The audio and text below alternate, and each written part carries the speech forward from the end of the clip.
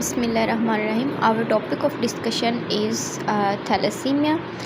Thalassaemia भी एक anaemia की कंडीशन है जिससे हम कूलीज़ अनीमिया और मेडिटेरेनियन अनीमिया भी कहते हैं। कूलीज़ अनीमिया हम इसलिए कहते हैं कि एक पेडिट्रिशियन थे जिनका नाम कूली था, जिन्होंने इस पर रिसर्च की थी पहली दफ़ा, तो इस वजह से इस अनीमिया का नाम कूलीज़ अनीमिया भी रखा गया। उन्होंने बीटा थैलेसीमिया पे रिसर्च की थी। दैन हमारे पास आ जाता है मेडिटेरेनियन अनीमिया। हम इसे क्यों कहते हैं?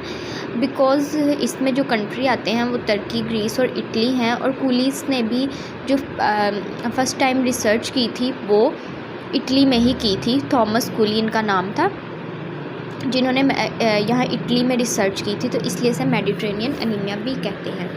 ये एक इनहेरिटेड ब्लड डिसऑर्डर है। ये हमारे ब्लड के डिसऑर्डर्स में जीन से आती है बाय रिड्यूस हीमोग्लोबिन। हमने लास्ट लेक्चर में अपने एनीमिया के बारे में बात की थी कि ब्लड काउंट का नॉर्मल लेवल से लो होना एनीमिया कहलाता है। तो जब इस डिसऑर्डर में भी सेम यही कंडीशन है कि reduce haemoglobin production leading to anaemia. इसमें इतनी ज़्यादा प्रोडक्शन नहीं होगी। हीम हम कहते हैं आयरन को और ग्लोबिन हम कहते हैं प्रोटीन की चेन्स को।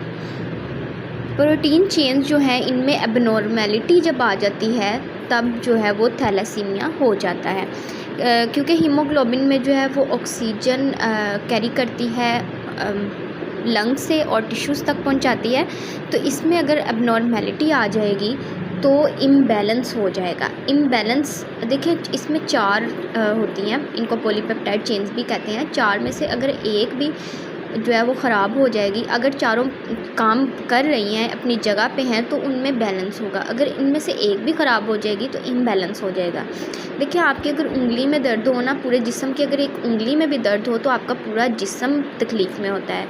तो इस बात से आप देखें, अगर 4 चेन्स हैं, उनमें से एक में भी अगर बैलेंस ख़राब हो गया तो imbalance in the configuration of haemoglobin, तो इम्बैलेंस हो जाएगा। Causes precipitate of the RBCs. RBCs जो है वो प्रेसिपिटेट होना हो जाएंगे। प्रेसिपिटेट हम किसे कहते हैं? इकट्ठा होना, श्रिंक हो जाना।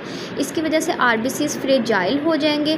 फ्रेजाइल होने की वजह से ये अपने मुद्दत से पहले इनका टाइम होता है 120 डेज़, इनका लाइफ टाइम होता है। उससे पहले ही ये फ्रेजाइल हो जाएंगे, रिजिड हो जाएंगे, सख्त, क्योंकि ये फ्लेक्सिबल होते हैं। तो इस वजह से अगर ये प्रेसिपिटेट होंगे, फ्रेजाइल हो जाएंगे, रिजिड हो जाएंगे, तो अपने टाइम से पहले इनकी डेथ हो जाएगी। इनकी प्रीवेलेंस कहाँ पे है? ये कहाँ पे प्रीवेल करते हैं? ये मेडिटेरेनियन, जैसा कि मैंने आपको बताया, इटली, तुर्की और ग्रीस में, तो अफ्रीकन, साउथ ईस्ट एशियन में और इंडिया में, यहाँ पे ये थैलेसीमिया जो है वो बहुत ज़्यादा